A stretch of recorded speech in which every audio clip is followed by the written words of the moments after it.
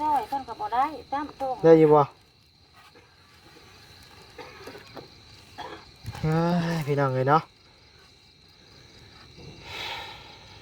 วันนี้กับข้าวมาพี่น้องเลยเนาะย่านมันเป็นกลางค่ำกลางคืนไปเทพ โดย สาดด้วยตัวเสือนี่ มีอยู่บ่ศาสตร์มีบ่พี่จะมาถ่ายทางหลังนี่ก็ได้นี่แหละรถวันนี้กับรถช่องประตูพี่น้องเลยทางในกับตู้เต็ม ข้าวตู้แบบสวยปกติยังแบบนี้ วินหัวใส่หมอนดิโอเคซื้อหอดแล้วแหละเล็กน้อยหนึ่งกดเอาหอดแล้วลงเบิ่งเพิ่นน้องเองย่างได้อยู่บ่หรือว่ารถเข็นบ่ได้อยู่ เอ้ยพี่น้องเอ้ยไปอุ้มเอาแม่ลูกขึ้น ลงมาปีกูเดินมา ลงมากูนึงมาอุ้มมาได้อยู่แม่ได้อยู่ งานไป โดยเนาะชาติว่าน้องเอ้ยจมแม่ไปน้ำเด้อแล้วยังมาเอาเครื่อง หน้าตามันขึ้นไปในหมองเพื่อนร่างกายอันบ่ได้เจ็บได้ปวดมาเจ็บเจ็บกระโตนี่ก็หายใจแห้งกับเจ็บแน่เจ็บแน่ตะอึกแบบเจ็บตับ ค้าขาย บ่ ประชาชนก็ได้แม่ อยู่บ้านดงมะเงว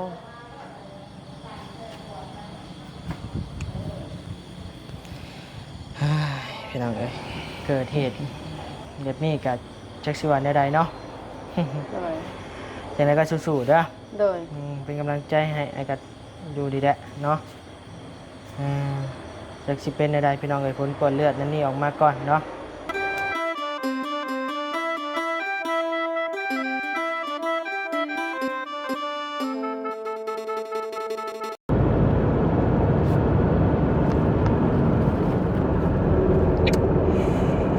เฮ้ยพี่น้องเอ้ย สบายดี โดยสบายดีแม่น้องเทพ เป็นใดๆแล้ว อาการ อาการก็ยังคือเก่ามันเมื่อยมันปวดกระตู โอ้ลูกได้แล้วบ่ลูกย่างนั้นนี่ได้อยู่บ่ ได้กับมันต้องคอยลูกมันเจ็บแล้วเนี้ยมันเจ็บเบิดทางกระตูน่ะ โอ้โดยไปนอนก็ต้องคอยมันแบบมันเจ็บไปเบิดเลยนะ โดยหักเว้านี่ยังได้อยู่นั่นนี่ได้หมดเนาะ โดยเว้าได้อยู่ โดย แต่มันไม่ได้ เอาจันกามีแต่เตรียมโตวเลยเด้อแล้วเฮาสิเข้าไปหับไปห้องหมอนะ โดยเมื่อใด มื้อนี้แหล้วเฮากำลังไปอยู่เฮายังอยู่อยู่แถวดงเห็นพี่จังหน่อยไปฮอดแป๊บเดียวดอกบ่แป๊บเด้เนาะ ไปตอน ชั่วโมงหนึ่ง กลางคืนนี่เลยเนาะ โดยมีแต่เจ้ามีป้าลุงอยู่บ่มีแบบบ่ใช่กับน้องเทพก็ได้น้องเทพกับเจ้าก็ได้ โดย น้องมาเมื่อไรจะปวด โดยเอานั่นแหละแล้วก็เตรียมผ้าห่มหมอนผ้าห่มหมอนน่ะแหละจักเล็กจักน้อย โดย ซัมมาโนอย่าลืม ปึ้มซัมมโนพร้อมเด้อ โดย อืมเตรียมโตวรถเดี๋ยวจักหน่อยครับไป เพราะว่ายังขับรถอยู่ตอนนี้ก็ได้ โดย หักใครแน่บ่หรือว่ายังนักคือเก่า ย่างน้ำก็ก้าวของมันปวดหัวเนี่ยมันปวดแบบคือเส้นเลือดสิระเบิดเนี่ยมันเจ็บแห้งแบบนี้ กินข้าวกินน้ำได้อยู่บ่ล่ะ มันบ่อยากมันเมื่อย โอเคเตรียมโตวรถ โดย จักหน่อยครับไป โดยสบายดี โดยสบายดีพี่น้องเอ้ยเนาะเมื่อกี้นี่เนาะพี่น้องเนาะวันนี้ก็ได้หับเงินหับคำจากบ่อเตียงแล้วนะพี่น้องเนาะเรียกว่าอีกอย่างหนึ่งวันนี้ก็ได้หับภารกิจจากบ่อเตียงแล้วนะพี่น้องเนาะทางบ่อเตียงมอบเงินให้บ่อนิวจำนวน2 ล้านกีบนะพี่น้องเนาะเป็นเงินทางผู้ใหญ่ใจดีเพิ่นฝากมาแต่กี้แต่ก่อนพุ่นแหละพี่น้องเอ้ยทางไอ้เตียงเพิ่นกะเพิ่นขึ้นเซโปนเนาะเพิ่นกะเวลาบ่ทันพี่น้องเอ้ยก็เลยว่าให้บ่อนิวพาไปหมอก่อนเนาะเอาเงินจำนวน2 ล้านนี่แหละพี่น้องเอ้ย อดีบอนิวก็ออกมาจากเฮือนน้องสายฟ้าแล้วก็สิจวดไปพู้นเลยก็ไกลเติบเลยเกือบ100กิโลจัก เดี๋ยวประมาณเลยเอาไปครับนี่ก็40ปลายเลย นี่ก็40กว่า80 ไปพุ่นอีกประมาณ3ปลาย30 100กว่ากิโลพี่น้องเอ้ยก็บ่เป็นหยังดอกเนาะพี่น้องเนาะเป็นเรื่องคอขาดบาดตายพี่น้องเอ้ยความเจ็บความไข้ถ้าเอาบ่ไปก็คือว่าอะไรเนาะว่าจังใดพี่น้องเอ้ยเนาะแล้วก็ที่นั่นบัดนี้ก็ขอกราบทักทายสบายดีพ่อแม่พี่น้องหมดทุกผู้ทุกคนเด้อเนาะที่เข้ามารับคลิปรับชมคลิปบัดนี้โดยตลอดมาเนาะโดยเดินทางไปบ่ยาวบ่ได้ไปบ่ เข้า โดยมีแต่บัดนี้กับปาปัดชัย2คนสิไปเนาะพี่น้องเนาะโดย ถ้าไปน้ำมันก็มันก็เจ๊กแล้วมีหมองแห้งด้วย แม่นพอดีได้แล้วมันเฮาก็ได้เบิกมาแล้วก็มาฮอดหมอกับจังหวะกัน จังหวะกลาง โดยไปซอยกันนั่นแหละเพราะว่าเรื่องงบกะ2ล้านนี่ก็บ่ฮู้ว่าสิพอบ่หรือบ่พอพี่น้องเอ้ยค่าราคานี่จังหวะกันเนาะสิเบิ่นเท่าใดเนาะ โดย ผู้นำมันแล้วว่าเขามีงบเท่าไหร่ โดย สัมมาซอยได้ใช่ไหมครับก็พาเพิ่นไปก่อนน้ำแรง ให้มันฮอดมือหมอก่อนว่าง่ายๆพี่น้องเอ้ย ญาติบางเทื่อก็ดึกกว่านี้เพิ่นเพิ่นเมื่อยกูเก่าหั่นนะ โดยเพราะว่าพี่น้องเอ้ยมีแต่ไปรอติดตามชมผู้แหละฮอดบ้านฮอดช่องแล้วผู้แหละเนาะพี่น้องเนาะโดยไปฝนตกพี่น้องเอ้ย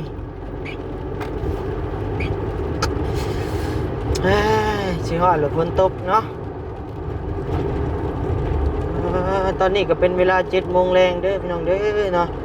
7 โมง20 นาทีพี่น้องเอ้ยหรือว่า20 นาทีเนาะหาแต่เดินทางมาฮอดพี่น้องเอ้ยชั่วโมงกว่าๆเนาะพี่น้องเนาะเดินทางมาก็ได้เพราะว่ามันคนละเส้นเลยนะ คนนี้เพิ่นอยู่เส้น1 โดย เพิ่นอยู่เส้น1 แม่ เอาละบ่ทางเข้ามานี่ แม่ทางเข้ามัน เอาภาษายังบ่เคยมาจากเทื่อ โดย นี่ก็มาแบบนี้เลย มาแบบเจ็บแบบเป็นเนาะมันหลดจากแนวใดพี่น้องเอ้ย นี่ก็มาแบบเร่งด่วนได้พี่น้องเนาะทาง โดย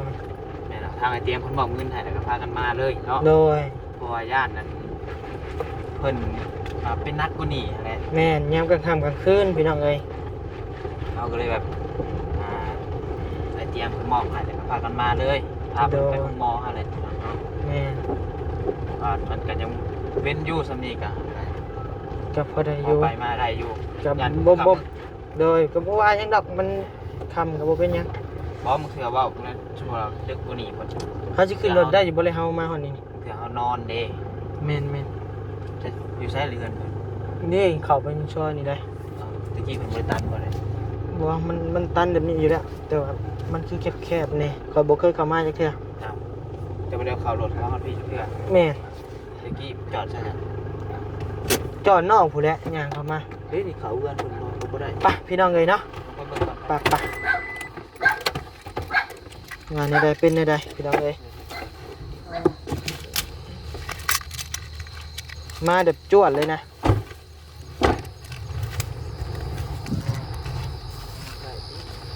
ได้ดอกนอกขึ้นได้อยู่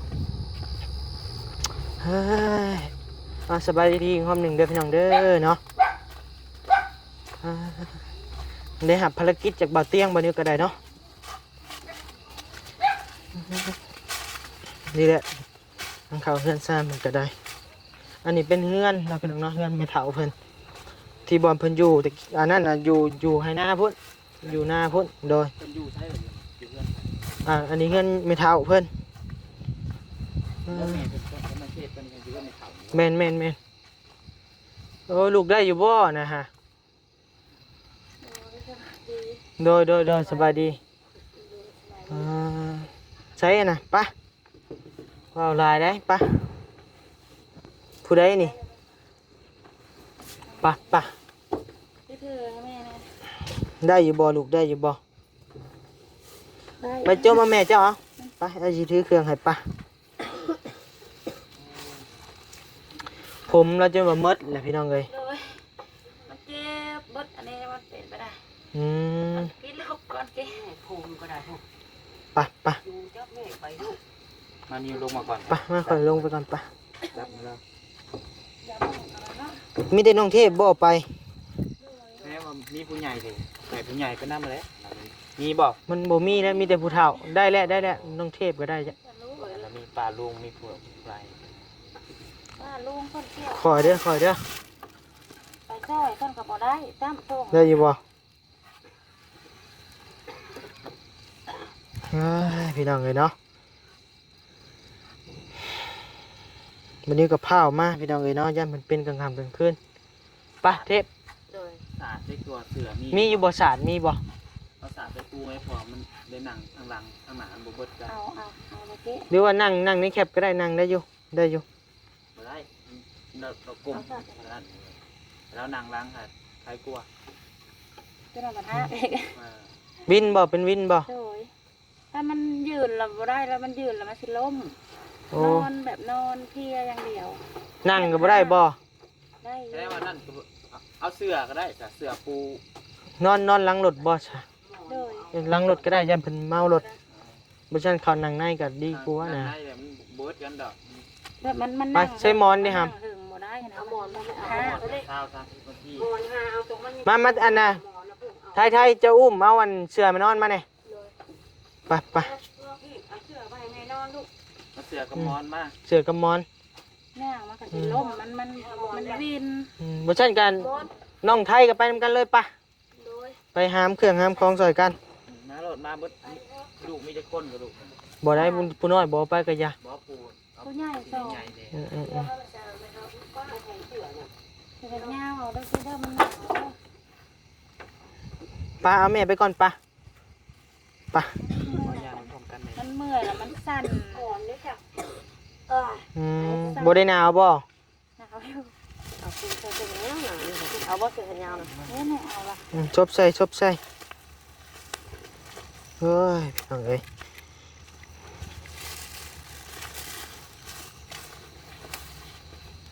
ระวังล้มเด้อ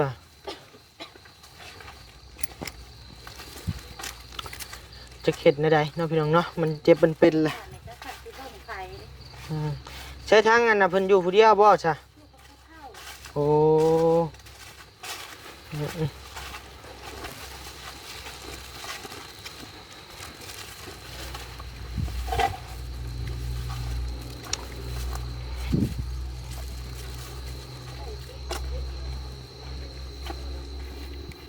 ใส่รถในใดกะ กันหนาวเลยพ่อโอ้ยใครแต่ผ้าแต่ฝนบ่ตก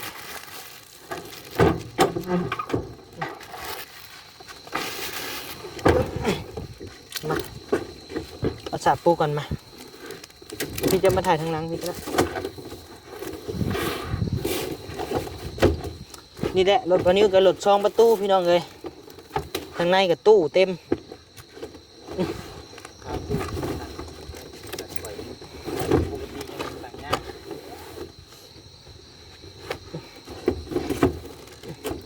ใช้หมอนได้ครับ ประมาณนี้ หมอนย่อมา ออกมาก็ได้หมวกอะไรก็ได้ฮะ นี่มุนนี่ก็ได้นี่ เอาไว้หมอนได้ไหม มาโอ้ยพี่น้องเอ้ยสแคปเนี่ยปะขึ้นนั่งเป็นหมูแม่ก็ได้หมดเจ้า กินไปฮะ ไปขึ้น กินไปกัน เฮ้ยพี่น้องเอ้ยเนาะผ้าห่มเด้บ่มีบ่ตุ้มตุ้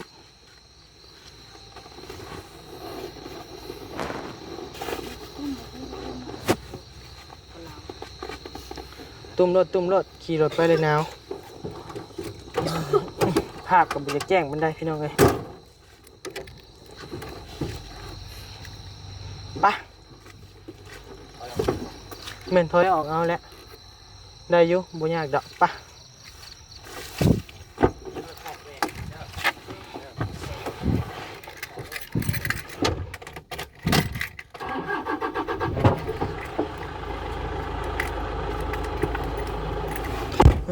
พี่น้องเอ้ยเนาะชื่อว่าอะไรมันเกิดมันเป็นแหละ มอดแปดก่อนนี่คือสิมืด เดี๋ยวถอยรถก่อน ๆแล้ว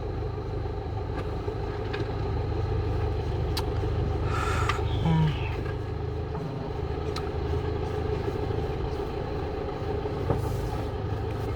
ทางมาแคบเนาะ ทางก็แคบๆวันนี้สิมันถอยเอาหัวเพิ่นแถวนี้แหละ ไปพี่งานร้ายถอยรถกันทำเมื่อคืนเนาะ แม่นบ่เห็นนะ ถอยถอย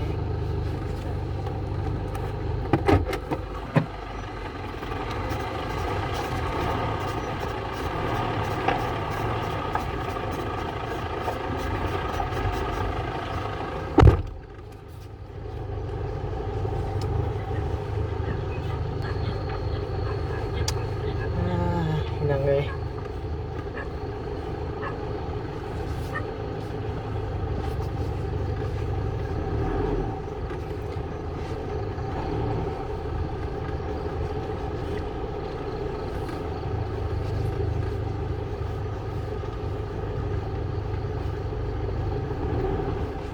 มีคลองอย่างที่เนาะถอยตกคลองไป มีอยู่แต่ว่าคลองบ่มีนะพูดแหละพี่น้องเอ้ยเอาเข้าในเมืองพูดเลยเนาะเอาเข้าไปหงหมอกุ้ม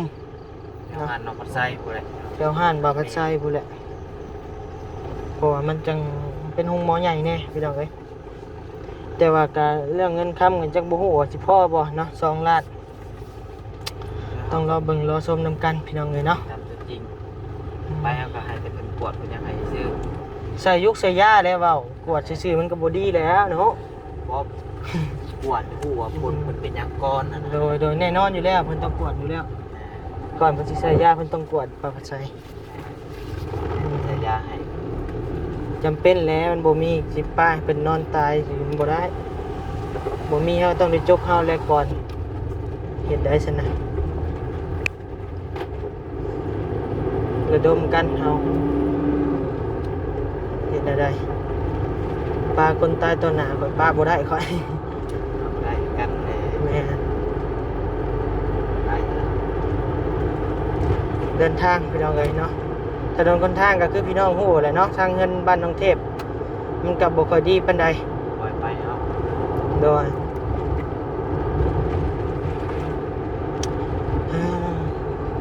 เนาะเป็นไผก็บ่อยากเกิดบ่อยากแบบนี้ดอกพี่น้องเอ้ยน้องเทพกันเนาะทั้งพ่อทั้งแม่พี่น้องเอ้ยทั้งแม่เพิ่นนี่ก็เป็นเสาหลักของครอบครัวนะทั้งพ่อเฒ่าแม่เฒ่าด้วยว่าเรา ทีนี้เราบ่ได้เป็นอันนี้บ่ บ่เป็นปกติ แม่เรานี่ก็แบบแห้งๆปกติตอนชุดจะมาตอนนั้นบ่ แม่นปกติจักสร้างเวรสร้างกรรมอีสังมาพี่น้องเอ้ย ให้เพิ่นหาก็เป็นโทรหาเจ้านี่ เป็นได้2 มื้อแล้วจังโทรหาข่อยบ่ได้ไปทางใดนอนอยู่นั่นแหละ2 มื้อแล้วข้าวน้ำก็บ่ได้กินว่าซั่น มันเบ่งออกเนาะ แม่นบวมก็โตบวม ถ้าน้ำกินบ่ได้เด็กกับโตบวม แม่นหนึ่งนี่วันนี้สถิษฐานเบิ่งเนี่ยว่าเบาหวานก็ว่าแม่นมะเร็งก็ว่าแม่นแต่ว่าเฮาพิสูจน์ยังบ่ได้พี่น้องเอ้ยเฮาก็บ่ฮู้หลักการของหมอเพิ่น เราก็อยาก แม่ 80 90บ่ได้มะเร็งสำหรับผมหล่นนี่เนาะ ก็บ่แน่ใจข่อยก็ บ่เคยมีคนได้ข่อยก็บ่เคยมีประสบการณ์นะบ่เคยเห็นจักเทื่อ ก็เห็นแต่ในเพิ่นลงเฟซลงไลน์ใช่ไหม โดย ข่าวนั่นนี่ ผมหลอกผมหล่นเนาะ เราเดาไปฮะล่ะพี่น้องเนาะ รอเบิ่งรอชมนํกันนั่นแหละพี่น้องเอ้ยจักสิเป็นแนวใดเนาะ ขออย่าให้เองอะไร โดยขอแต่ว่าเป็นไข้เป็นเจ็บผมหล่นธรรมดาก็ได้แน่พี่น้องเอ้ย เป็นแนวมันรักษาได้ แม่นเอาเนาะฝากพ่อแม่พี่น้องติดตามชมเมตตาครอบครัวเพิ่นเด้อพี่น้องเด้อเนาะทำบ่นิวก็สุดแต่อยากซอยแต่ว่ากำลังบ่นิวก็บ่ถึงพี่น้องเอ้ยเนาะ ซอยตามกำลังทำนี่แหละ แม่น ซอยซ้ำซอยได้ กำลังบ่นิวบ่ถึงแน่นอนพี่น้องเอ้ยเว้าเรื่องเงินเรื่องคำกับบ่นิวก็บ่ได้ค่อยมีนะเงินเติมน้ำมันแต่ละมื้อแต่ละเว้นนี่ก็ทางแม่หักนั่นนี่เพิ่นซอยมาบ่นิวก็ได้ เอามาซอยซ้ำกำลัง โดย ง่ายเนาะซ้ำกำลังเอา แต่ว่าชีวิตเต็มที่แล้วพี่น้องเอ้ย พาเปิดไฟนั่นนี่สมโนเลยเราเอาอยู่ เอาอยู่คอยจับเลยคอยจับมาเลยเอาอยู่ในกระเป๋าน้องผมลูก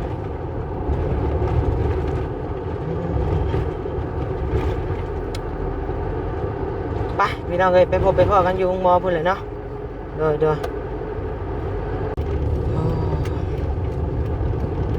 ฮอดเซโนแล้วพี่น้องเลยเนาะปั๊มน้ำมันปตทเซโนพี่น้องเลย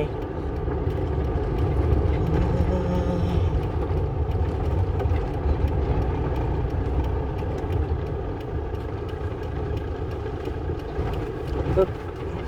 นี่แหละปั๊มน้ำมันเซโนพี่น้องเลยมีเซเว่น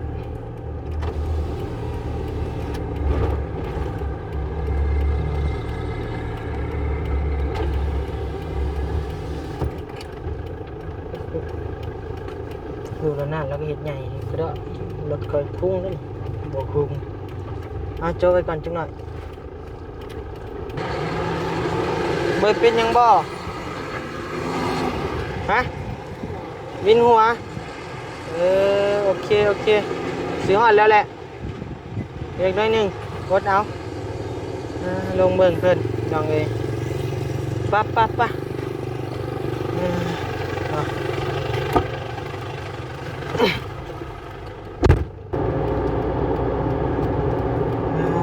ตัวลองเลยเนาะซื้อหอดแล้วแหละเนาะเหลืออีกประมาณ1 กิโลบ่หอดดอก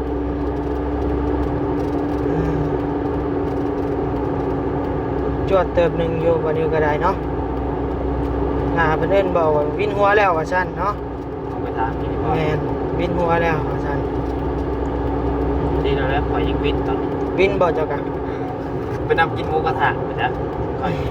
คอยจะไปนำกินหมูกระทะรู้สึกวินหัวแล้ว น้องไงฮอดแล้วเด้อเนาะสแคปให้แน่ทางเขา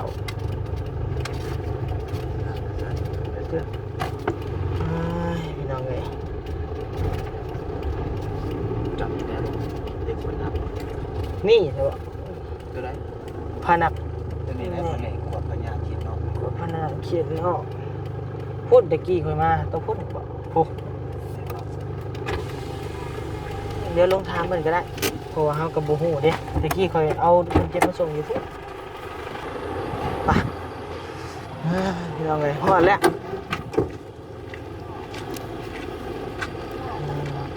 ย่างได้อยู่บ่หรือว่ารถเข็นบ่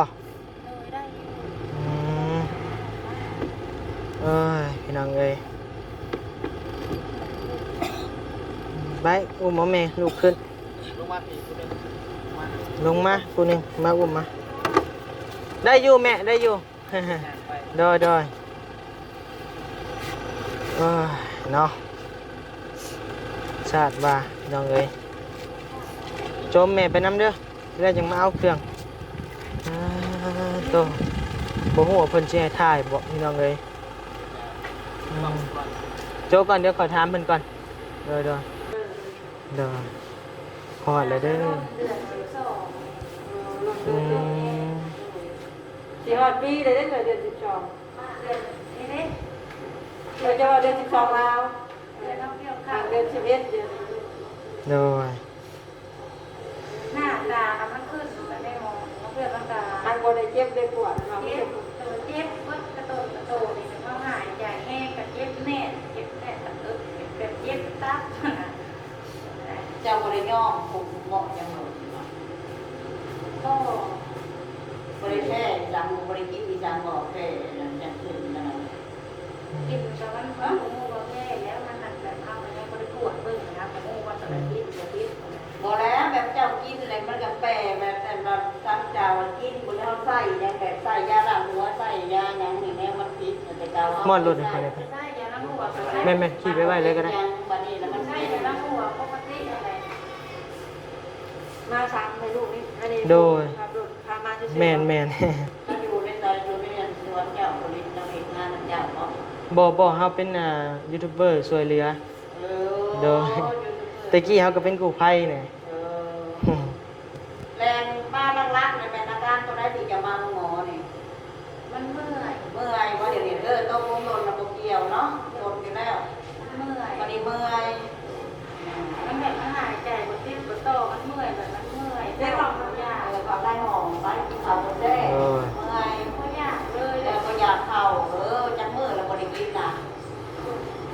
กินอยู่หาบ่หลายบ่ได้ไร พ่อบอกกินเลย โอ้กินข้าวก็เมื่อยแล้วได้ข้าวได้หอมไป โดยให้เพิ่นกวดให้โดย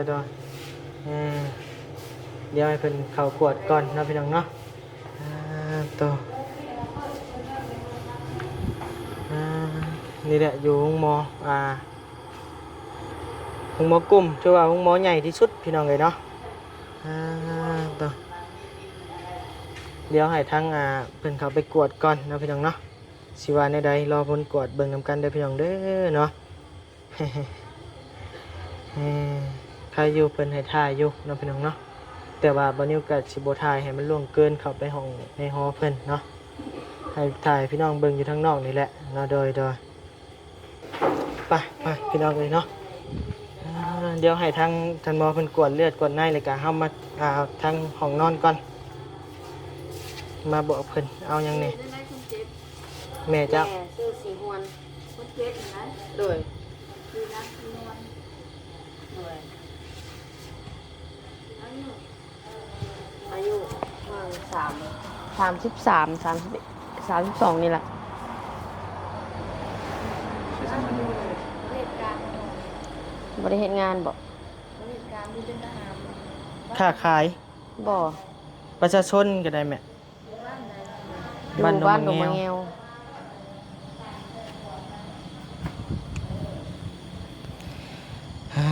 พี่น้องเอ้ย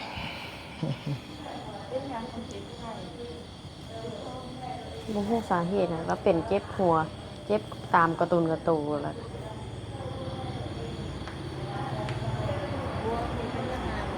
ก็นามสกุลถ้าเกิดตอนนี้ยังบ่ฮู้ มโนจะได้แบบแปลมโนแบบ โดย บ่เพิ่นถามแป๊บเดียวก็ได้ดอกใบนอนซื่อ ถามนามสกุลซื่อๆดอก ๆนามสกุลบ่ มาใส่ก็ได้ครับ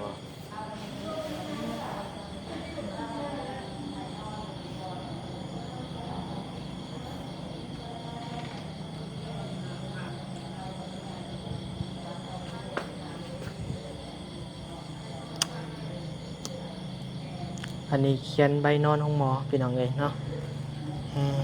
เดี๋ยวเบิ่งผลกวดเลือดเนาะรายการว่าเป็นหยังเนาะพี่น้องเนาะรอเบิ่งรอชมนำกันพี่น้องเอ้ยต่อ ชื่อพ่อชื่อแม่แล้วแม่แล้วยังหรอ ยัง ชื่อพ่อ พ่อตั้งแต่พ่อบ่แท้แล้วพ่อแท้แล้วเสียแล้ว ชื่อแม่ แม่เฒ่าสีพูน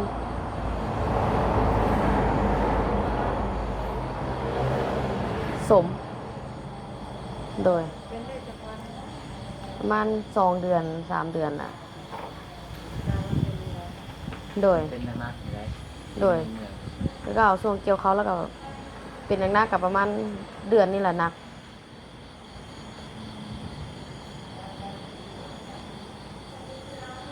ชาวละ1ตลอดโจ๊ก โดย ที่มาก จำเอาน้ำเพิ่นเนาะไปอันยืนห้องเบอร์ใดอันใหญ่ไป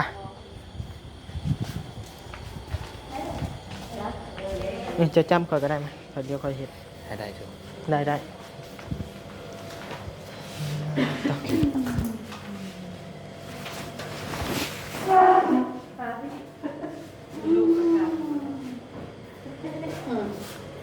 ยากกันเป็นอะไรกันแล้ว มากกันมาก มาแต่บ้านดงมะแงว แบบนี้ เฮาน่ะอยู่ซิโนนี่เฮาน่ะ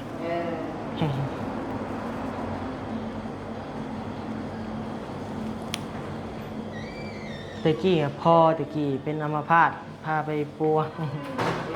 บัดนี้แม่ แน่นวันนั้นแน่นที่นึกอยู่บริเวณนั้น แม่มาก็ เรื่องอยู่บนนั้น เรื่องพอแต่ว่ามันโบกานใด โต๊ะอยู่บนนั้น ต้องโต๊ะไป ยังไม่จะเรื่องเนาะกินยาอย่างเนี่ยเนาะบริกินยาอย่างสิ บ่ได้กินติเนาะเรียกว่ากินยาแก้ปวดแก้หยังบ่ พ่อ เราหัดเจ็บหัวแล้วก็เมื่อย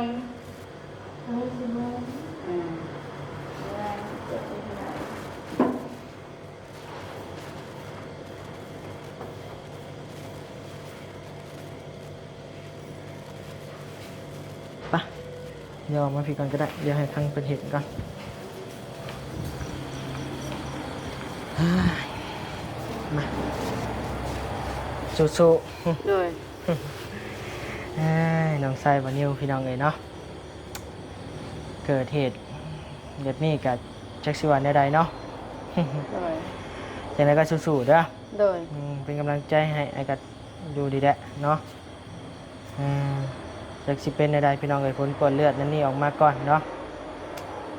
เอานะพี่น้องเนาะสำหรับคลิปนี้บอนิวกัดสิได้ลำลาพาจากพ่อแม่พี่น้องเพียงจำนี้เด้อเนาะขอบคุณขอบใจผู้หลักผู้ใหญ่ FC เมื่อทุกท่านที่เข้ามารับชมบอนิวมาโดยตลอดเนาะบอนิวก็ขอบคุณขอบใจเด้อเนาะขอบคุณขอบใจทางผู้หลักผู้ใหญ่ที่สงสารเมตตาครอบครัวน้องเทพอีกเทื่อนึงเนาะขอให้พ่อแม่อยู่พี่น้องอยู่ดีมีแรงคนเจ็บบ่ได้ความไข้บ่ให้มีเด้อพี่น้องเด้อเนาะอย่าเจ็บอย่าจนลำรวยๆเนาะเดี๋ยวผลกวดเลือดออกมาจังใดจังสิว่ากันอีกเทื่อนึงเนาะพี่น้องเนาะโดยสบายดี